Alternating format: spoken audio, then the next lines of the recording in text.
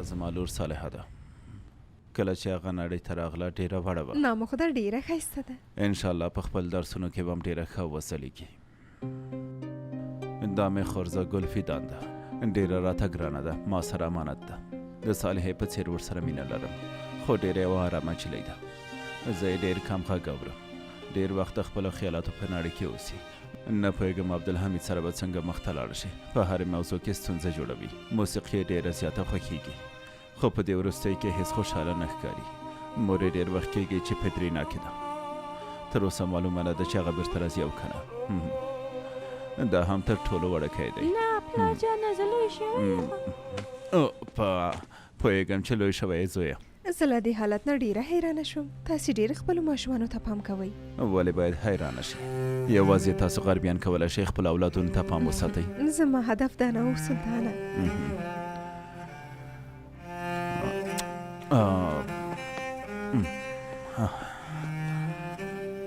ټولې زما د زړه سرونه دي.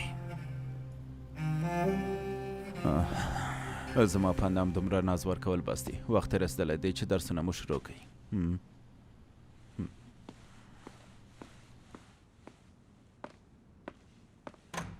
کولی شئ کښېنئ نجونو. زه لومړی خپل ځان در پېژنم. زما نوم سنان دی. په لومړي کې به د ریزانس فرانک له قانون سره به پیل وکړو. سمه ده؟ نو لومړی به خپل نوم ولیکو. جو ما پل سنان. جو مپل سنان. په لومړي کې به له دې ټکو سره اشنایي ونه لرئ، خو د وخت په تېرېدو سره به زده کوئ. تاسو تر اوسه لاتیني حروفونه لیدلي دي؟ خیر دی، ناشته کوم.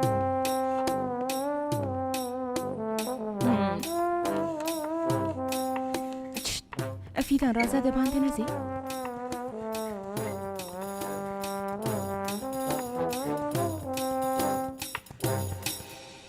د اوس لپاره دا څه شول؟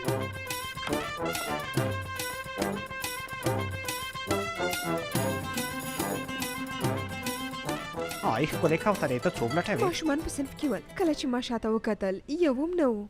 هغوی په دومره اسانۍ سره مدرسه کې نشي ساتلی. مخکې مې ولیدل چې باغچې خواته روان وو. یعنې په باغچه کې دي؟ هو ګرانې.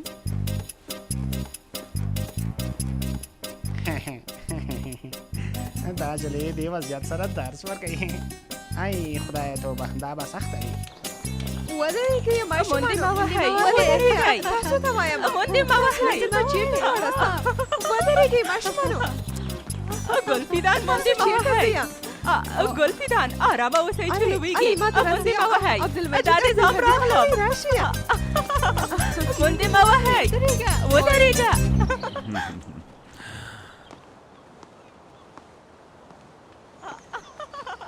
مندې مه وهئ. ودرېږه. تاسو د څه لپاره خاندئ زما سلطان؟ په خیر راغلې خورې. د نوې ښوونکي حالت مې لیده. د لومړۍ ورځ نه هغه ماشومانو پسې منډې وهي. مخته دې وګوره چې ونه لوېږي. راځئ چې صنف ته لاړ شو. عبدالمجیده صالحې یوه دقیقه ته خو زما خبره واوره. فکر کوم چې ته پوه نه شوې. موږ نه غواړو چې ستا درس ته غوږ ونیسو. کله دې ځایه لاړه شي ښه به وي. ودرېږئ. صبر وکړه. راځه دې خوا. عبدالحمیده زه دې اوس ګیروم. ته صبر وکړه. صبر وکړه. نه پوهېږم چې څه وکړم. ستاسو په یاد دي پخوا موږ هم همداسې لوبې کولې. زه، تاسو، نامک، مصطفی ورور مې.